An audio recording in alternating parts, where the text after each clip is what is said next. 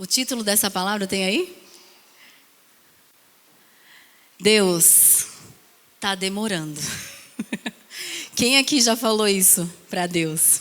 Deus está demorando. Cadê aquele negócio que eu tenho orado tanto? Que eu tenho pedido, que eu jejuei, eu já fiz tantas coisas e ainda nada, né? Quem aqui também já passou por uma situação que você está falando, abrindo ali o seu coração para um amigo crente, né? Porque o amigo que não é crente não vai falar isso aqui não, que eu vou falar. Um amigo crente, você está falando com o seu pastor, você está falando lá, abrindo seu coração, dizendo tudo que você tem esperado em Deus e que ainda não aconteceu. E aí ele vem com aquele versículo de Eclesiastes 3:1 para você.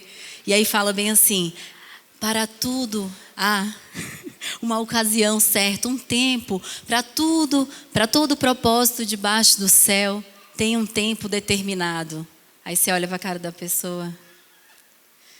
Isso te anima de alguma forma? Na verdade, às vezes dá aquela raiva, né? De tipo assim, eu já sei disso daí, eu quero saber da coisa que tem que acontecer logo, né? Então nós vamos falar sobre isso. Hoje eu vou ter a alegria de compartilhar com vocês o propósito da demora. E aí agora eu vejo a tristeza do Divertidamente entrando aqui por essa igreja, né? Porque ninguém gosta de esperar, gente. Todos nós estamos vivendo, ainda que não sejamos todos da mesma geração. Eu falo que a gente tem que cuidar muito dos nossos filhos, porque a geração dos nossos filhos está assim, se tornando cada vez mais acelerada para as coisas. Tudo é para ontem, tudo tem que ser agora, com um clique se resolve. Eu não preciso mais sair de casa para enfrentar a fila para quase nada. Então a gente está entrando aí nessa onda e a gente acha que Deus também tem lá um drive-thru, né? A gente vai lá, faz o nosso pedido na janelinha, na próxima paga, na outra pega. E a gente está achando que Deus, Ele também tem que seguir esse padrão. Então, eu quero compartilhar com vocês coisas que eu tenho aprendido a respeito disso, né? E para que a gente, quando alguém falar para a gente lá, Eclesiastes 3:1, querido, para tudo há um tempo certo, determinado, para cada propósito tem um tempo determinado. E aí você fica, ai meu Deus do céu, né? Então nós vamos aprender uma bênção chamada demora. Quem quer aprender sobre uma bênção chamada demora? Quem aqui quer aprender sobre uma bênção chamada, sabe o que eu pensei? Delay. Que alguns falam delay, mas hoje eu vou ensinar o certo para vocês. Fala assim, ó, delay. Delay, tá bom? Então não é delay, é delay. Então esse delay é uma bênção. Quem aqui já apertou no celular, no computador, um botãozinho e ficou aquela demora, sabe? Demorando, carregando. Aqui eu tenho uma enquete para você. Lança aí, vamos fazer uma enquete aqui no culto agora. Vamos ver qual vai ser a resposta de cada um. Quando algo está demorando, você bufa e reclama? Aperta o botão várias vezes e fica ansioso ou ansiosa? Respira fundo e aguarda pacientemente. Ou agradece ao Senhor, pois todas as coisas cooperam para o bem daqueles que amam a Deus. Qual foi a sua alternativa? A B, aperta várias vezes e fica ansioso, né? Ou bufa e reclama. Esses dois está bem acirrado, né? Quem está no C? O Lucas está no C. Glória a Deus, Lucas, né? Amém. Só que você sabe que o C ainda não é a resposta certa. E a gente vai descobrir nesse culto por que não. Amém? Então, se você é uma dessas pessoas que bufa e reclama, ou que aperta várias vezes o botão. E o botão a gente pode entender, gente, que é aquela oração que você chega para Deus e fica repetindo ela várias vezes. Esses dias eu ouvi uma pessoa falando bem assim: quando você ora sobre algo, você tem que ter no seu coração a confiança tal que faz você fazer aquela oração, entregar nas mãos do Senhor e nunca mais falar sobre aquilo. Nossa, eu acho que eu não cheguei lá. Por quê? A palavra fala que não é porque a gente tem que ficar convencendo Deus das coisas. A palavra fala que nós temos que andar pela fé. E o andar pela fé não é eu colocar um pezinho atrás do outro. Significa a minha forma de viver. É como eu estou vivendo. Então, se eu confio no Senhor, que Ele me ouve, que Ele me ama, e eu coloco algo diante dEle, eu preciso entender que enquanto esse algo não acontece, eu tenho algo para desenvolver no caminho. Então, é sobre isso que nós vamos falar.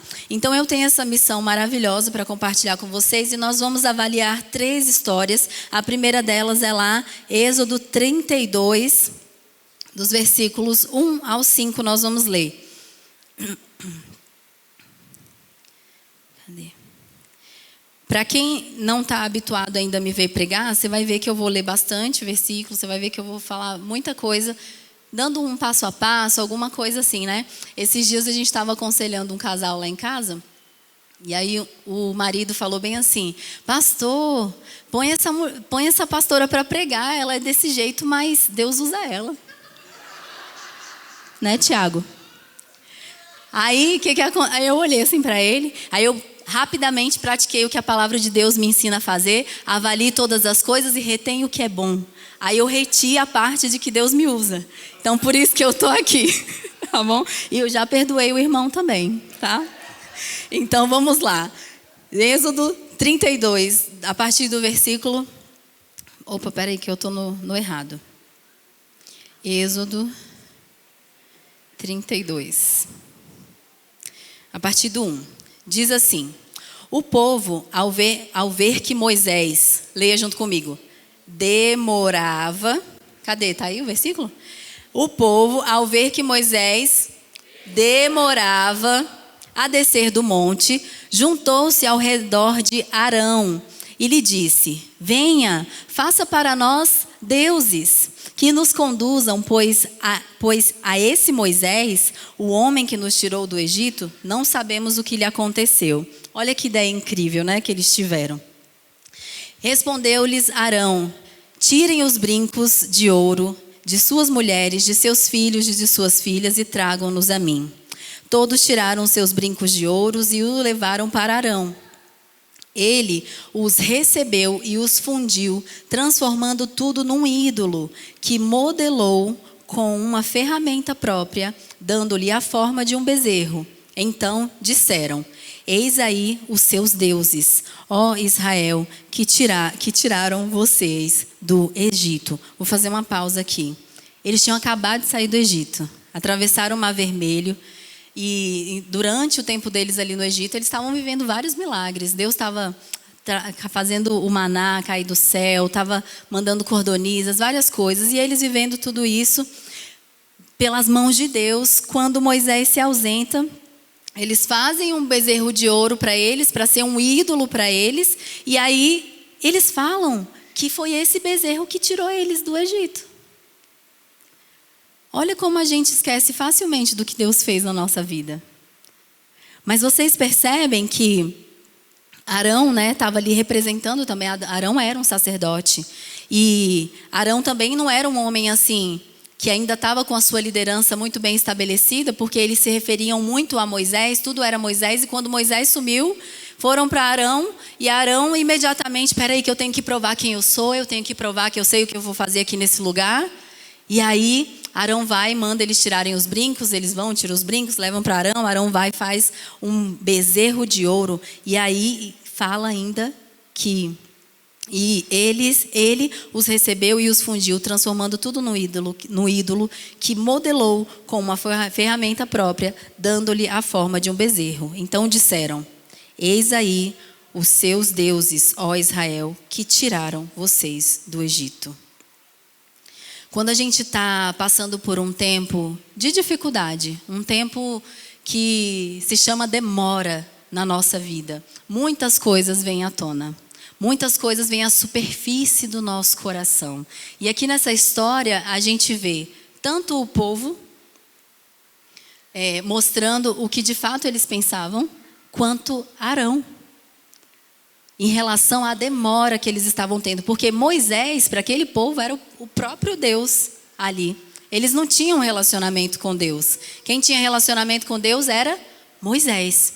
Então, quando Moisés se ausentou por um tempo maior, a primeira coisa que aconteceu foi, eles disseram, ó, Deus está demorando demais. Em outras palavras, Deus está demorando demais. Esse Moisés está demorando muito, a gente não sabe o que aconteceu com ele, não sabemos também o que vai acontecer com a gente, então vamos fazer logo aqui uma coisa do nosso jeitinho. Quem aqui já leu a história de Sara e Abraão? Tinha uma promessa, a promessa levou 20 anos ou um pouco mais, né, para acontecer. E aí o que aconteceu? Sara teve uma brilhante ideia. Olha, faz o seguinte, tem essa promessa aí, mas está demorando demais. Então você vai lá, tem um filho com Agar, que era a serva, e a gente resolve logo essa história. E aqui, quando o povo fala que aquele Deus, aquele bezerro de ouro foi quem tirou eles do Egito, a gente, na verdade, vê o que estava no coração deles o tempo todo. Eles nunca viram a Deus em tudo que eles passaram. E aqui a gente tem algo para aprender com o nosso passado. Quantas vezes Deus livrou você de algo e por Ele não estar fazendo exatamente o que você quer agora, você está esquecendo de quem Ele é na sua vida. Isso é muito forte. Quando você para pensar que por eu não estar vivendo exatamente o que eu queria viver agora, eu esqueço tudo que Deus fez na minha vida lá atrás. Eu estou, além de sendo muito ingrata, eu estou demonstrando, na verdade, tudo que sempre esteve no meu coração. E lá no 7, fala... no 7 não. Cadê? No 5. Vendo isso, Arão edificou um altar diante do bezerro e anunciou: amanhã haverá uma festa dedicada ao Senhor. Olha que coisa doida.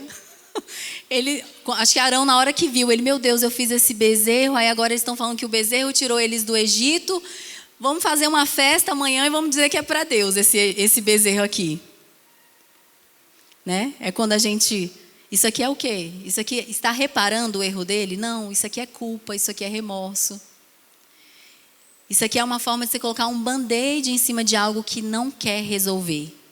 Então Arão, ele não queria pegar e falar bem assim, gente, vamos nos arrepender porque nós fizemos algo terrível, nós pecamos contra Deus, então a gente vai destruir esse bezerro aqui e vamos adorar a Deus. Não, ele fala bem assim, vamos agora pegar esse bezerro que a gente fez, que é o nosso Deus, e vamos dizer que é para Deus ele agora.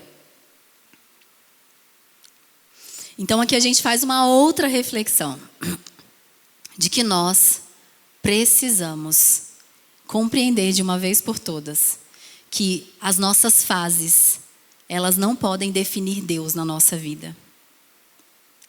Eu gosto de falar isso para toda mulher que me procura para aconselhamento. Eu falo, Deus não está tão comprometido com coisas quanto Ele está com pessoas. Você precisa entender que tudo que está acontecendo na sua vida, toda demora que você tem vivido para algo acontecer, não se trata do resultado que você quer viver. Se trata de quem você está se tornando no processo. Não se trata da sua empresa prosperando, dando super certo. Se trata de quem você está se tornando enquanto ela não está dando tudo certo. Não é o seu casamento que você fala assim, meu Deus, por que eu ainda tenho esses problemas? Eu vou terminar esse casamento, eu vou divorciar, que é a solução. Não é sobre isso. É sobre quem você precisa se tornar enquanto você passa por esses desafios. A gente não gosta de demora, a gente não gosta de dificuldade, a gente não gosta de desafio. A gente quer mesmo é Deus fazendo tudo o que a gente quer na hora que a gente quer. Só que se Deus fizesse isso, Ele não seria um bom pai. E quando a gente fala de bondade, a gente não pode pensar que é só alguém fazendo algo que me agrada. É fazendo o que é correto, conforme a nossa necessidade. Você tem um pai que conhece você muito bem. Deus vê coisas em nós que nós não vemos em nós mesmos.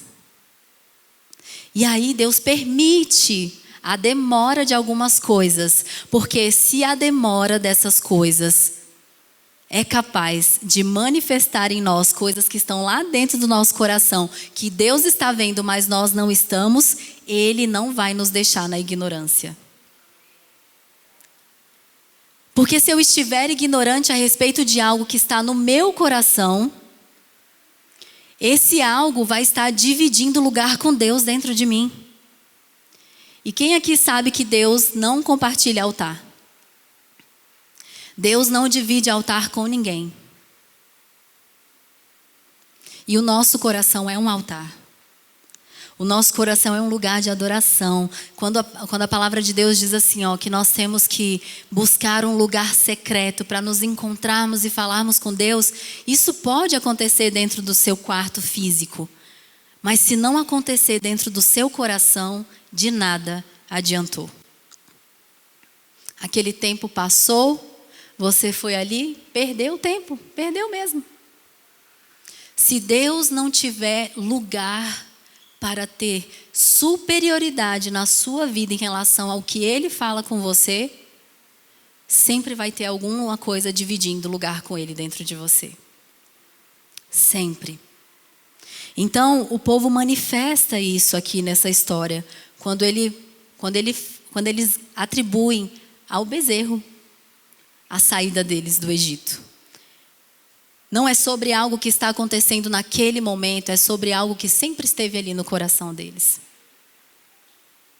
Sempre. Tem gente que fala assim, a gente está fazendo o curso de Mulher Única e Homem ao Máximo, e na última aula nós falamos sobre algumas questões e algumas das mulheres reconheceram que elas reclamam muito, murmuram muito.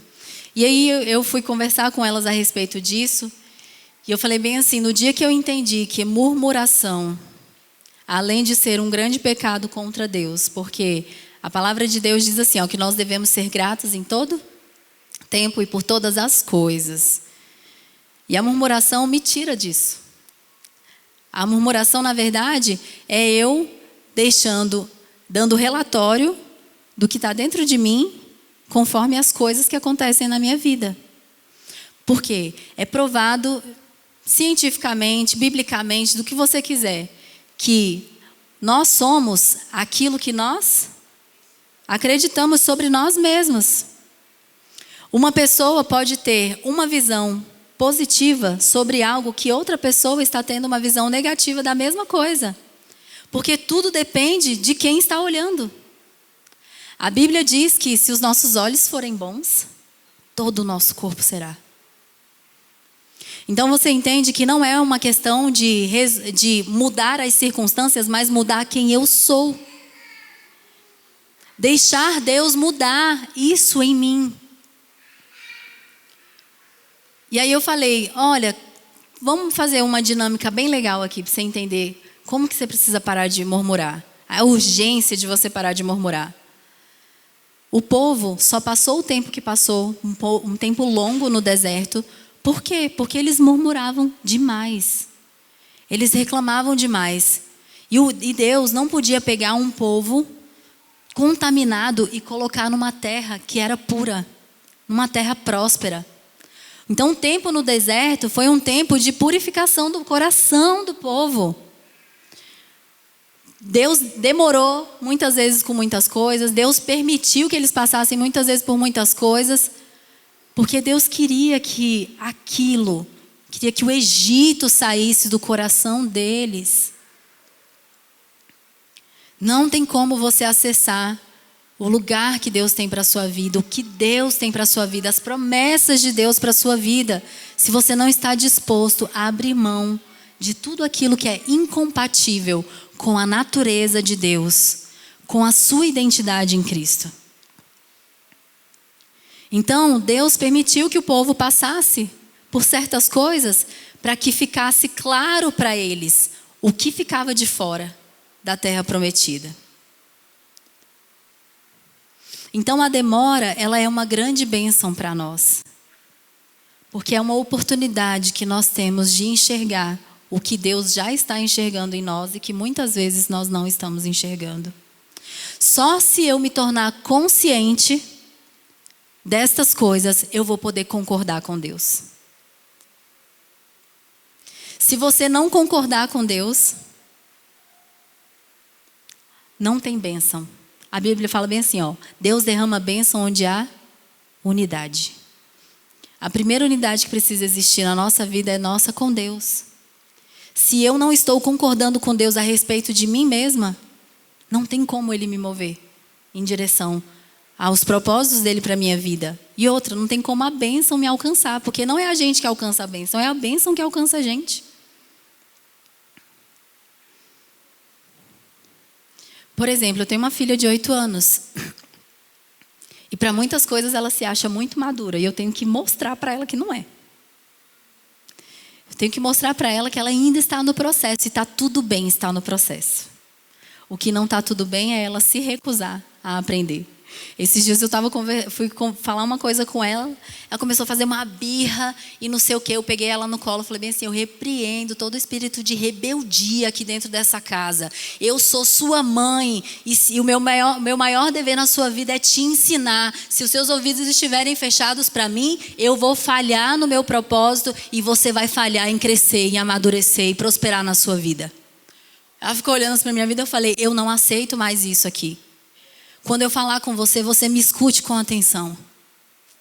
Porque se eu estou apontando uma coisa que você precisa melhorar, e você se recusa a ouvir, você nunca vai melhorar. E ela tem 8 anos, gente, é assim mesmo que eu falo com ela.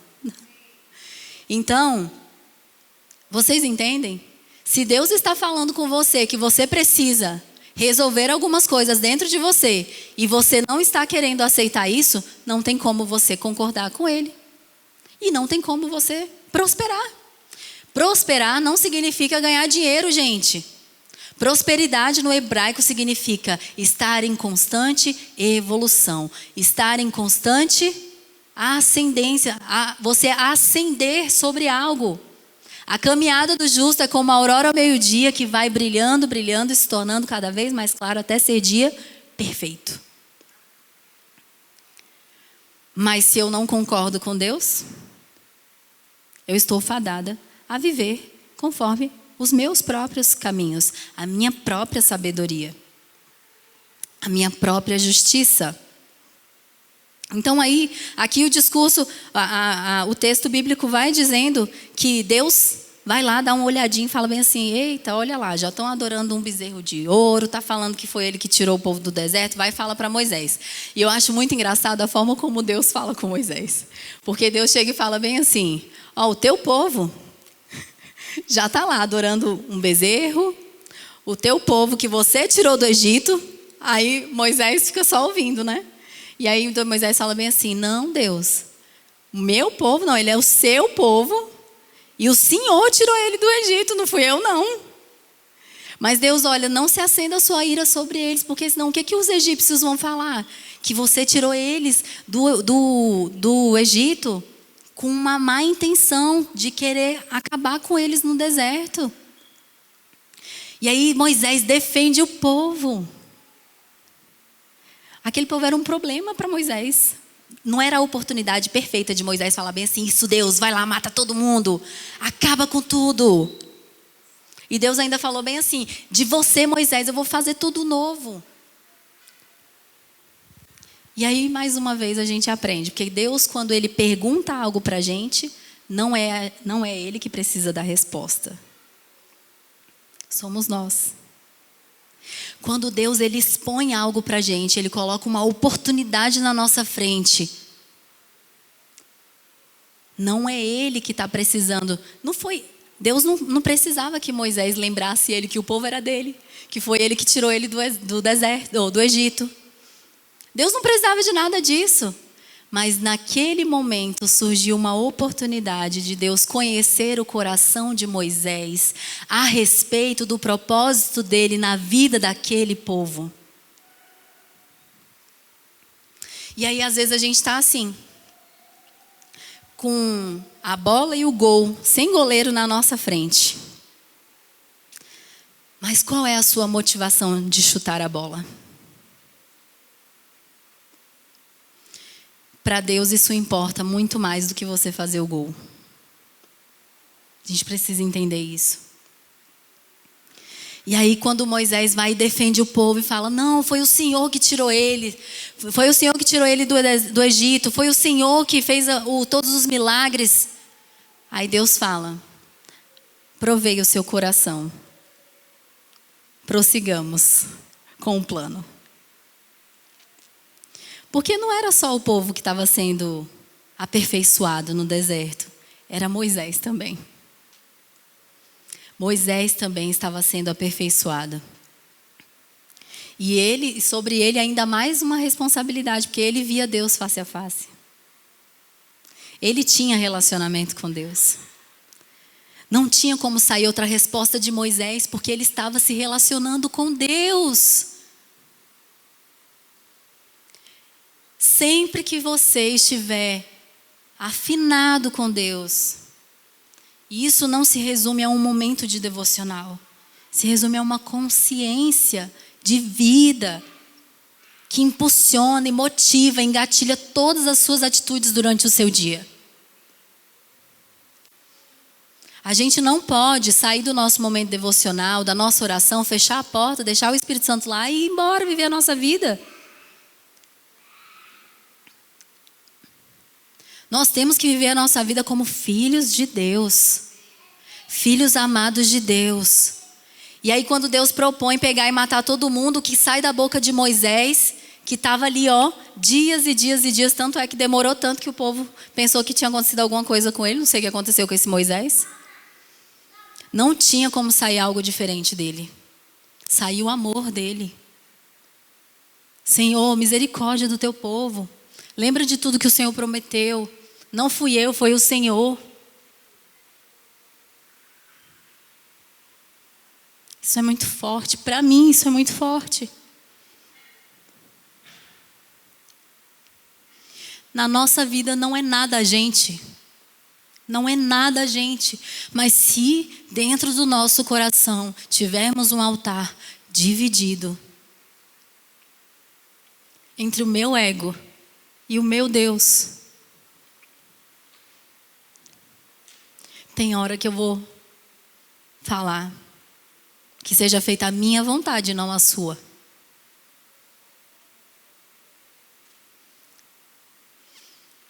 É só Ele que tem que estar aí dentro.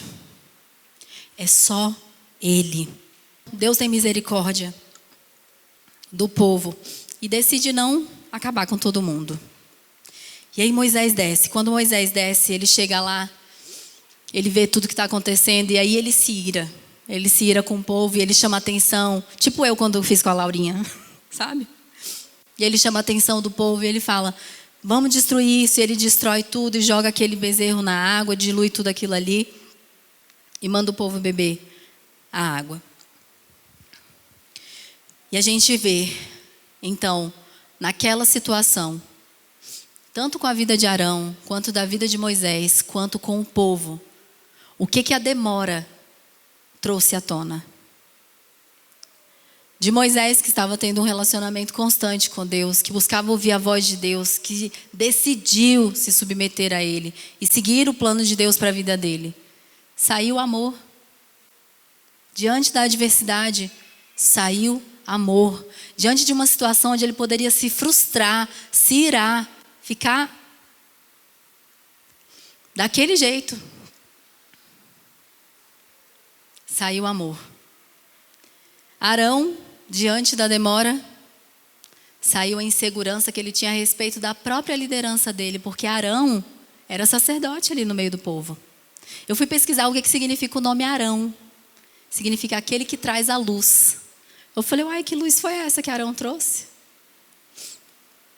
Ele trouxe à luz o que estava no coração do povo. Ele trouxe à luz aquilo que precisava ser reconhecido como uma falha para poder ser tirado do meio dele. No meio deles. Amém? Vocês estão entendendo? Amém. E nesse ponto a gente vai fazendo as nossas avaliações.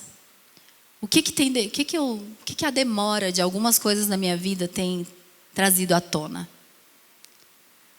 O que as situações, as coisas que acontecem comigo, o que as circunstâncias manifestam no meu coração. Em relação a Deus, em relação à minha consciência de propósito de vida, ao meu chamado, o meu relacionamento com as pessoas, com líderes, com a igreja, com os pais, com a família. Faça essa avaliação na sua vida. Amém?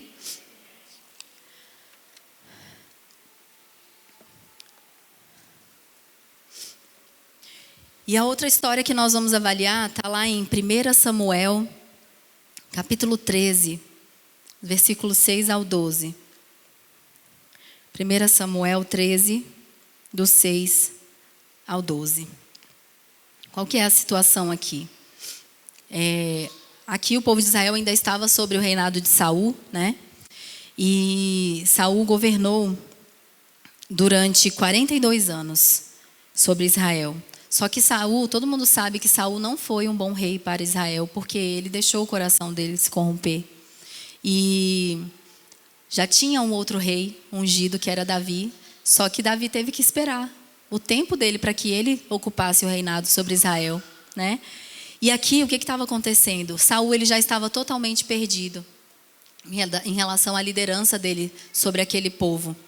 E aqui no versículo 6, a partir do 6, mostra como estava a situação do exército de Israel naquele contexto em que eles estavam vivendo. Eles estavam cercados pelos filisteus, que era o povo inimigo de Israel. Então, os soldados de Israel, eles estavam escondidos em buracos, nos poços, em tudo quanto é canto, eles estavam escondidos.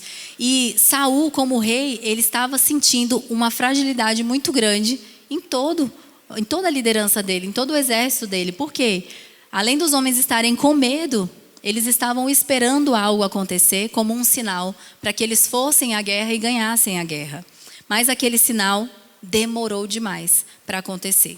Lá no 6 diz assim: quando os soldados de Israel viram que a situação era difícil e que o seu exército estava sendo muito pressionado, esconderam-se em cavernas e buracos entre as rochas e os poços e cisternas. Alguns hebreus até atravessaram o Jordão para chegar à terra de Gade e de Gileade. Saul ficou em Gilgal, e os soldados que estavam com ele tremiam de medo. Ele esperou 7 dias, o prazo estabelecido por Samuel, que era o profeta. Mas este não chegou a Gilgal, e os soldados de Saul começaram a se dispersar. E ele ordenou: tragam-me o holocausto e os sacrifícios de comunhão. Saul então ofereceu o holocausto. Quando terminou de oferecê-lo, Samuel chegou e Saul foi saudá-lo. Perguntou-lhe Samuel: o que você fez? Saul respondeu: quando vi que os soldados estavam se dispersando e que não tinhas chegado no prazo estabelecido e que os filisteus estavam reunidos em Miquimás, pensei: agora os filisteus me atacarão em Gilgal, e eu não busquei o Senhor. Por isso, senti-me obrigado a oferecer o holocausto.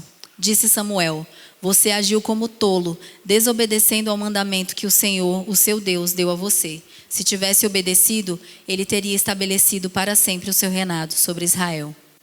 Aqui nessa história, nós vemos que Samuel demorou mais do que os 7 dias que ele tinha dito que chegaria para Saul, né? E quando houve essa demora, Saul foi lá e fez um holocausto que não era permitido a ele fazer.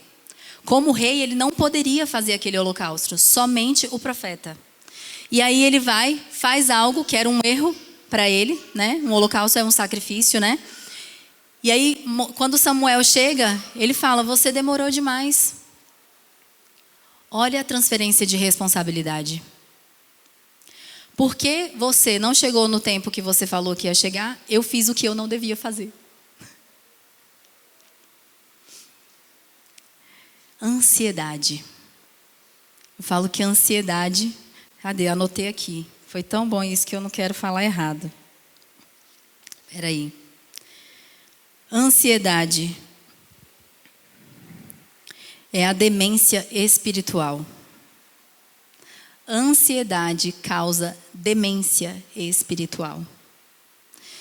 Todas as vezes que eu faço algo porque eu não fui capaz de esperar, Porque eu não fui capaz de crer, porque a espera é a atitude, né? Mas a fé é aquilo que suporta a minha atitude. Então, quando eu não fui capaz de esperar, porque eu não tive fé para poder aguardar aquilo acontecer, geralmente eu vou me embananar, vou fazer um monte de coisas que não era para eu fazer, e depois que a coisa está feita, eu vou fazer o quê? Transferir a responsabilidade do que eu fiz, porque eu vou sempre encontrar no outro uma justificativa para eu ter feito aquilo. Então eu transfiro a responsabilidade. Mais uma vez a gente vê aqui o que o tempo da demora gerou. No caso em Samuel. Nos soldados gerou o quê? Desistência, medo, eles se esconderam, omissão. Se esconder é omissão, tá, gente? É quando você tem que fazer alguma coisa, você sabe que você precisa fazer e você não faz. Você adota uma postura omissa. Então, Saul também se sentia inseguro como líder, porque o exército dele estava dessa forma. Então ele fala, eu vou fazer alguma coisa para mostrar alguma coisa que eu estou fazendo. Vou buscar o Senhor, porque a guerra vai vir, eu não busquei o Senhor. Só que já era para ele ter buscado o Senhor há muito tempo, o coração dele já estava distante de Deus. Então, às vezes, a gente se vê numa situação onde a gente se vê querendo algo urgente e a gente, já sei. Vou fazer aqui um jejum, vou ficar não sei quantos dias e Deus vai fazer. Vida com Deus não é uma paradinha de drive-thru. Vida com Deus é café da manhã, almoço, janta, lanche, é o dia inteiro. É o dia inteiro. É o dia inteiro. Então é uma bênção que Deus nos permita enxergar nossas inseguranças. E aqui Saul estava inseguro. Quais são as suas inseguranças? Por estar inseguro, Saul fez algo. E eu anotei aqui também que as inseguranças, Deus nos permitir ver as nossas inseguranças é uma grande bênção. Por quê? Porque as inseguranças que nós sentimos revelam aquilo que nós temos por segurança. Se você tem uma insegurança em relação a dinheiro, por exemplo, significa que o dinheiro é uma segurança na sua vida. Se você tem uma insegurança em relação a pessoas, você se deixa influenciar muito pela opinião das outras pessoas, pelas críticas. Isso significa que para você, pessoas é uma segurança na sua vida. Então a gente precisa começar a mudar o nosso olhar em relação a essas coisas. Por quê? A demora, ela traz à tona coisas que precisam vir à minha consciência para que eu possa concordar com Deus e tirar aquilo da minha vida. E a minha insegurança, ela revela aquilo no qual eu tenho colocado o meu coração. Ela revela aquilo no qual eu tenho colocado como uma segurança na minha vida. E só Deus é de fato a nossa segurança. Eu amo meu marido. Ele é um homem incrível. E tem hora que ele passa assim, gente. Eu fico olhando para ele, eu falo, como eu admiro cada vez mais. Verdadeiramente. A gente está junto já há quase 15, mas casado tem 12, vai fazer 12 anos.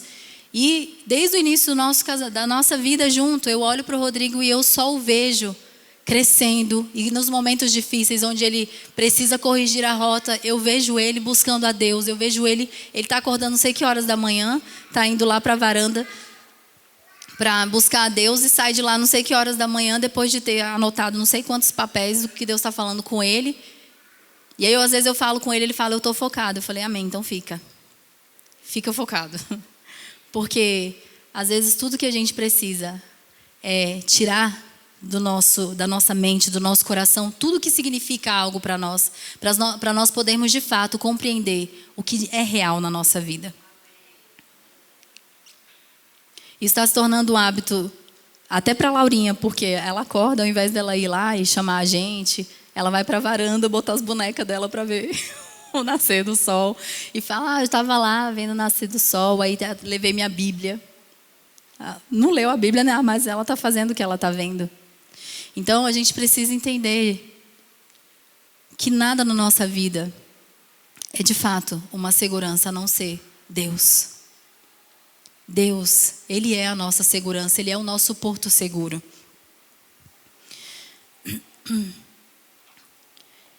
E aqui, eu vou caminhando para o finalzinho, hoje a gente tem Santa Ceia hoje. Percebam que a demora na nossa vida, ela é um presente de Deus para nós, para que nós tenhamos a oportunidade de limpar o altar do nosso coração. O que tem aí no seu coração que está dividindo lugar com Deus? Quais são as esperas da sua vida? O que você está esperando? Que quando você pensa naquilo, gera para você uma inquietação, às vezes uma tristeza, às vezes uma ansiedade, às vezes medo, às vezes dúvida. É muito fácil a gente falar de Deus quando está tudo bem. Quando todas as nossas necessidades e expectativas estão preenchidas. Mas Deus, Ele nunca vai nos deixar passar de fase de maneira ilegítima. O que significa passar de fase de maneira ilegítima? Eu não aprendi o que eu deveria ter aprendido. O que se repete na sua vida? Quais são os ciclos que você sente? Meu Deus, isso não para. Tipo assim, dá um tempo, daqui a pouco vem de novo. De novo, de novo.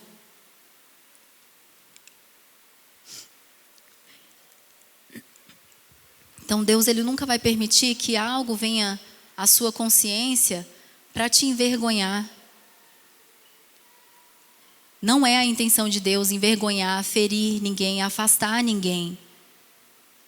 Deus, Ele quer ver você bem, Ele quer ver você vivendo em paz, com uma alegria que ninguém pode tirar, com uma paz que excede todo o entendimento. Você entende que o propósito de Deus não é sobre as coisas que acontecem na sua vida, mas é sobre você, quem você está se tornando enquanto essas coisas acontecem. Então a gente tem que ter esse olhar de entender a nossa vida e falar, epa, peraí, o que Deus está querendo fazer aqui em mim e não na situação?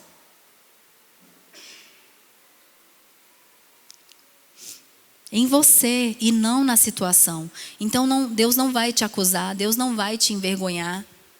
Deus, Ele quer nos ajudar. Ele quer nos ajudar. Ele quer que nós nos conscientizemos para que nós possamos confessar e deixar. A palavra de Deus diz assim, que aquele que tem um pecado deve confessar o seu pecado, se arrepender e deixar. A gente aprendeu que pecado, é fornicação, é adultério, é roubar, matar. É sim. Mas é pecado também, incredulidade. Tudo que Deus tem para a sua vida, que você não tem a capacidade de se deixar transformar para alcançar o que Ele quer para a sua vida, você pode entender que tem alguma situação de pecado dentro de você. E o pecado às vezes é incredulidade, às vezes é o seu senso de julgamento que é maior do que o que Deus está falando com você. Às vezes é a sua justiça própria que faz você sair fazendo um monte de coisa com um monte de gente que vai ser as bênçãos na sua vida. Aí você quebra relacionamento de todo mundo, você gera fragilidade nas suas relações. Porque vocês sabem que Deus usa pessoas, né? E vai usar as pessoas que são falhas. Porque não tem outro tipo de pessoa no mundo. Não conheci ainda hoje ninguém perfeito. Ninguém. Só Deus.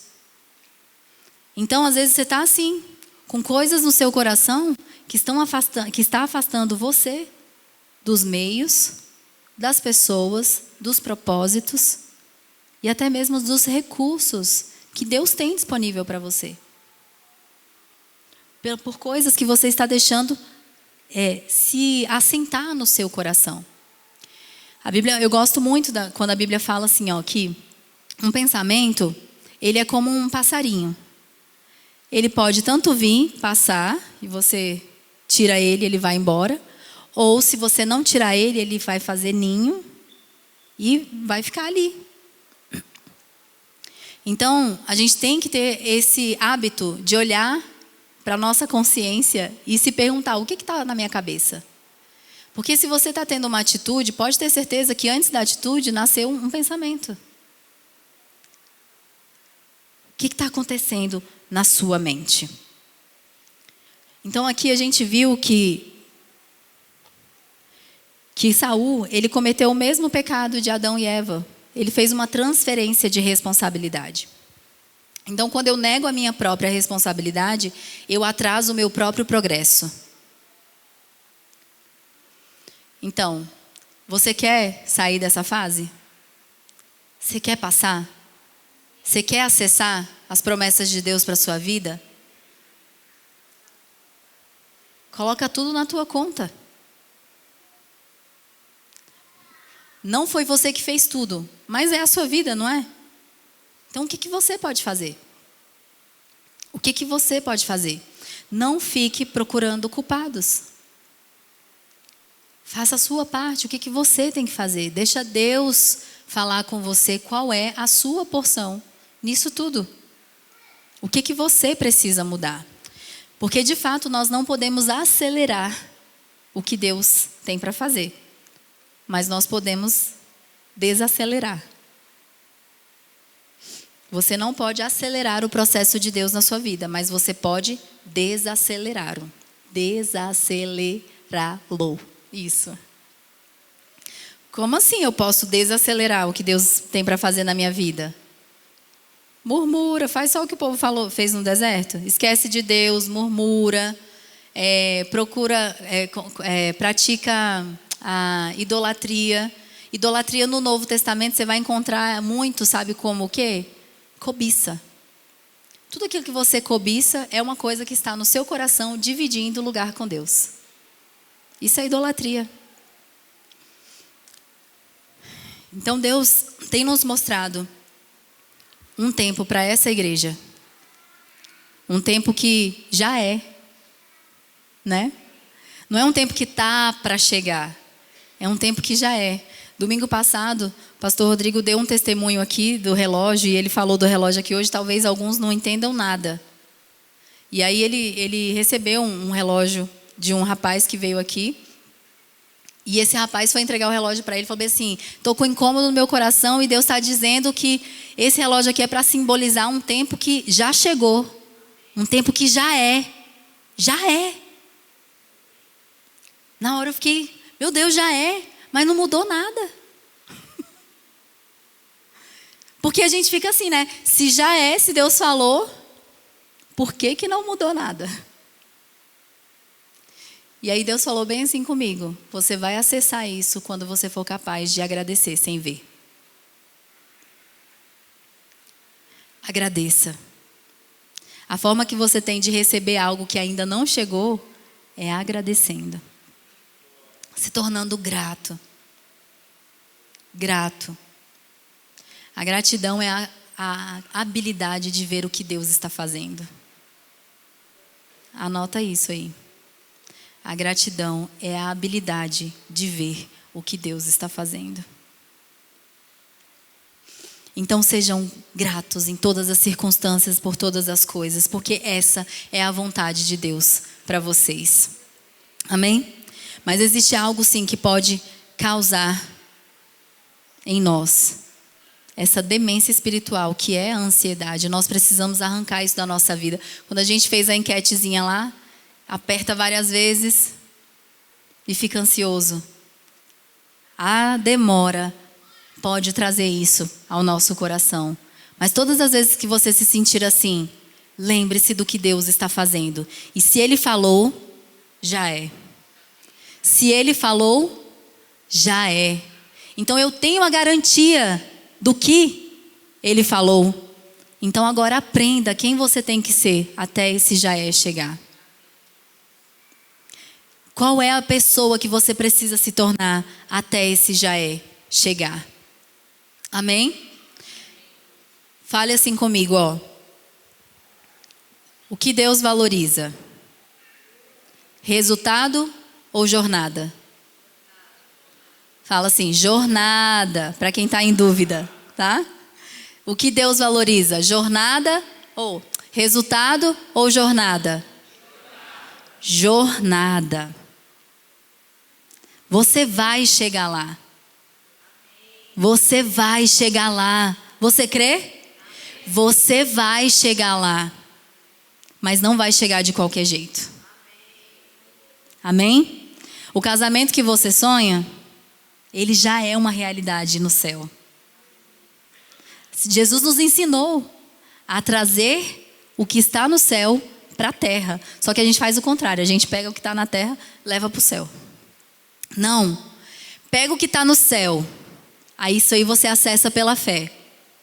Aí agora você traz para a terra. E aí você fala, isso aqui já é uma realidade da minha vida. Agora quem eu preciso me tornar? Aí você vai aproveitar a sua jornada. Você tem amigos do seu lado para andar essa jornada com você. Você tem líderes, você tem pastores, você tem o Espírito Santo. Então, aquilo que você está querendo já é uma realidade. Agora, entre no processo. Acesse e aceite o processo. Amém? Então, Deus está querendo cultivar um caráter que te permita não só receber a bênção, mas permanecer na bênção. Isso é muito forte. Vamos olhar aqui para uma coisa bem do nosso cotidiano. Casamento. Casamento. Sonho com meu casamento, Senhor, eu recebo meu casamento, meu casamento, meu casamento. Casa. Pouco tempo depois, quero separar. Então Deus não quer só te dar um caráter para receber a bênção, mas um caráter para permanecer na bênção. Para permanecer. Você acha realmente que tendo passado por tudo que aquele povo passou no deserto, acessando a terra prometida, era qualquer um que ia chegar lá e tirar eles? Não. Antes, sim. Tanto é que a geração que saiu do Egito não foi a mesma que entrou na terra prometida. Precisou mudar todo mundo. Porque a mente do povo não passou pelo processo de transformação. Quando eles foram espiar a terra, foram 12. 10 voltaram falando, aos olhos dele nós somos como gafanhotos. A gente é pequenininho demais perto deles. Agora, tiveram 2 que espiaram, Josué e Caleb, e falaram. Caleb falou bem assim, eu devoro eles, não eles que são pequenos para nós. Tanto é que eles acessaram a terra prometida e eram da geração anterior. Vocês entendem? Então a gente precisa cultivar em nós um caráter que nos permita não só receber bênçãos, mas permanecer nelas. Amém? Eu quero que você se coloque de pé.